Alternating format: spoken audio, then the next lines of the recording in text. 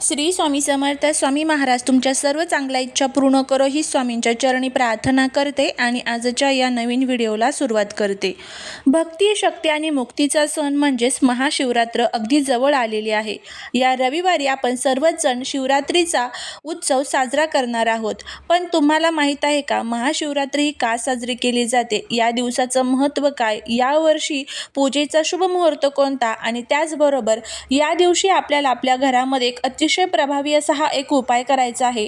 हा उपाय जर आपण केला तर शत्रू आपल्यासमोर गुडघे टेकवेल, रातोरात नशीब चमकून उठेल, घरामध्ये अखंड लक्ष्मी नांदेल, त्याचबरोबर मनातील इच्छा पूर्ण होतील. असा हा प्रभावी उपाय कसा करायचा, कोणत्या वेळेमध्ये करायचा, याबद्दलची संपूर्ण माहिती आज या व्हिडिओमध्ये मी तुमच्यासोबत शेअर करणार आहे. त्यामुळे तुम्ही हा व्हिडिओ स्किप न करता शेवटपर्यंत पाहत राहा.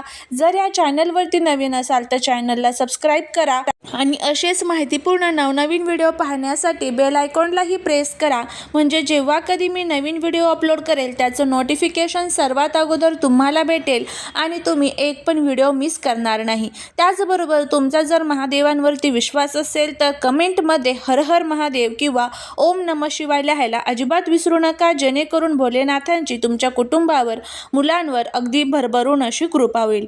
असं मानलं जातं की या दिवशी भगवान शिव आणि माता पार्वती यांचा शुभ विवाह झाला होता, म्हणूनच हा दिवस शिवशक्तीच्या मिलनाचे प्रतीक आहे. याच रात्री भगवान शिवाने सृष्टीची निर्मिती, रक्षण आणि विनाशाचे प्रतीक असलेले आनंद तांडव नृत्य केले होते. त्याचबरोबर असंही मानलं जातं, समुद्र मंथनातून निघालेले हलहल विष प्राशन करून जगाला वाचवणारे महादेव याच दिवशी नीलकंठ झालेले होते. या दिवशी पूजेची विधी आणि त्याचं महत्त्व कशा पद्धतीने असणार आहे ते आपण बघूया. शिवलिंगावरती शुद्ध पाणी, दूध किंवा पंचामृताने अभिषेक करणे अत्यंत फलदायी मानले जाते. त्रिदल, त्रिगुणाकार, त्रिनेत्रचे त्रियायुधम महादेवाला बेलपत्र अर्पण केल्याशिवाय पूजा पूर्ण होत नाही. रात्रीच्या 4 प्रहरात शिवाची आराधना केल्याने मनाला शांती आणि शक्ती मिळते. यंदा महाशिवरात्रीचा निश्चित काळ हा मध्यरात्री 12:05 ते 1 वाजेपर्यंत असणार आहे. सोमवारी सकाळी सूर्योदयानंतर उपवास सोडण्याची वेळ असणार आहे. महाशिवरात्री हा अत्यंत पवित्र दिवस आहे. या दिवशी आपण केलेल्या छोट्या चुका टाळून योग्य पद्धतीने साधना केली तर त्याचा अधिक लाभ होतो.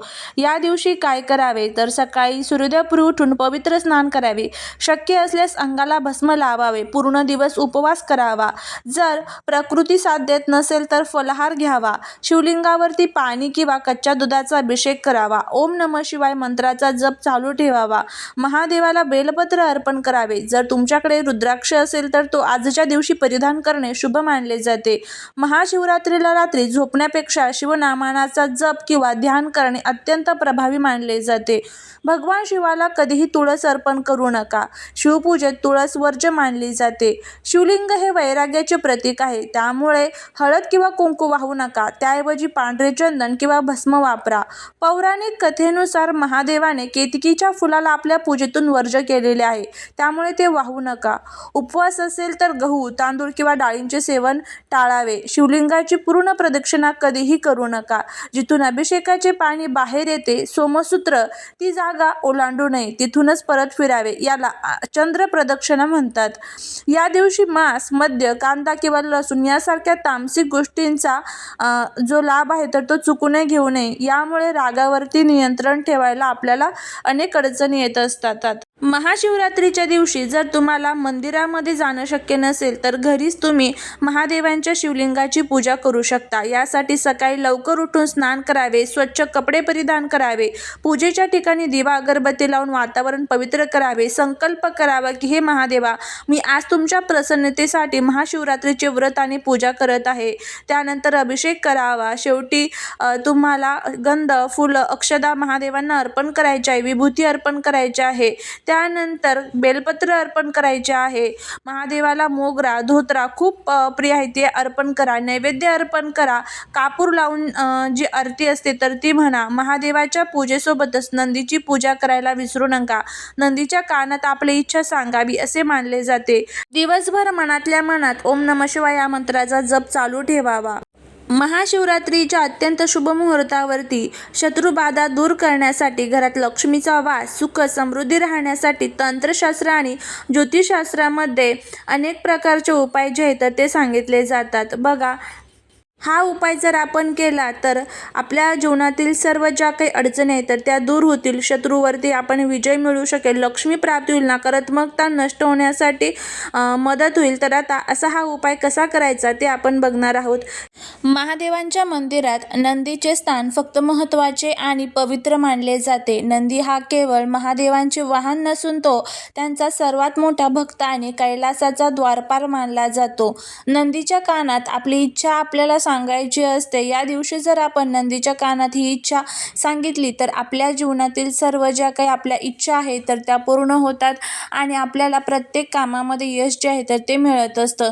तर आता एक शब्द जो आहे तर तो बोलून आपल्याला ही इच्छा सांगायची असते. तर तो एक शब्द कोणता आहे, ते शब्द कशा पद्धतीने बोलावा, त्यानंतर आपली इच्छा कोणत्या कानात सांगावी, कशी सांगावी याबद्दलची संपूर्ण माहिती आपण बघणार आहोत. तर बघा, नंदीच्या कानात आपली इच्छा सांगण्याची एक विशिष्ट पद्धत आपल्या शास्त्रात सांगितलेली आहे. नेहमी नंदीच्या डाव्या कानात आपली इच्छा सांगावी. असे मानले जाते की नंदी आपला डावा कान शिवशंकरांच्या संवादासाठी आणि भक्तांच्या हाकेसाठी खुला ठेवतात. आपली इच्छा सांगताना उजव्या हाताने नंदीचा उजवा कान बंद करावा आणि मग डाव्या कानात आपली इच्छा हळू आवाजात सांगावी. यामुळे तुमचा शब्द बाहेर न जाता थेट नंदीच्या माध्यमातून महादेवांपर्यंत पोहोचतो. इच्छा सांगताना ती इतक्या हळू सांगावी की बाजूला उभा असलेल्या व्यक्तीला ती ऐकू जाऊ नये. इच्छा सांगण्यापूर्वी नंदीला मनोभावे नमस्कार करावा आणि शक्य असल्यास तिथे दिवा लावावा. नंदीच्या कानात आपली इच्छा सांगण्यापूर्वी जो एक शब्द उच्चारला जातो तो म्हणजे ओम. तर तुम्हाला काय करायचं आहे, ओम हा शब्द उच्चारायचा आहे आणि त्यानंतर तुमची जी काही इच्छा असेल तर ती इच्छा तुम्हाला हळू आवाजामध्ये सांगायची आहे. नंदी हे संयमाचे प्रतीक आहे. ते महादेवांच्या समोर टक लावून बसलेले असतात. याचा अर्थ असा की ईश्वराची प्राप्ती करण्यासाठी भक्ताकडे नंदीसारखा संयम असावा लागतो. नंदी हे शिवाचे रक्षक आणि द्वारपाल आहेत. त्यांच्या परवानगीशिवाय आणि त्यांच्या वंदन केल्याशिवाय शिवाची कृपा प्राप्त होत नाही. नंदी हे जीवाचे प्रतीक आहे आणि शिवलिंग हे शिवाचे प्रतीक आहे. जीव नेहमी शिवात लीन होण्यासाठी त्याच्याकडे पाहत असतो, हीच ती मूर्ती दर्शवत असते. महाशिवरात्रीच्या दिवशी शिव आणि शक्तीचं मिलन सोहळा असतो. या दिवशी नंदीची सेवा केल्याने आणि त्यांच्या कानात आपली सात्विक इच्छा सांगितल्याने ती महादेवांपर्यंत लवकर पोहोचते आणि कामात यश मिळते असं सांगितलं जातं. त्यामुळे अशा पद्धतीने सांगितल्या पद्धतीने जर तुम्ही तुमच्या मनातील इच्छा व्यक्त केली, सर्वात पहिल्यांदा तुम्हाला नंदीच्या डाव्या कानामध्ये आपली इच्छा बोलायची आहे. इच्छा बोलत असताना आपला जो उजवा हात आहे तर त्या उजव्या हाताने नंदीचा उजवा कान तुम्हाला झाकून ठेवायचा आहे आणि त्यानंतर ओम या शब्दाचा उच्चार करून त्यानंतर तुम्हाला तुमची इच्छा सांगायची आहे हळू आवाजामध्ये. अशा पद्धतीने ज्यावेळेस तुम्ही तुमची इच्छा सांगाल त्यावेळेस नक्कीच तुम्हाला त्याचा फायदा जो आहे तर तो बघायला मिळेल. झालेली सेवा ही महाराजांच्या चरणी रुजू करते. व्हिडिओ जर आवडला असेल तर लाईक, शेअर आणि सबस्क्राईब करायला विसरू नका. श्री स्वामी समर्थ.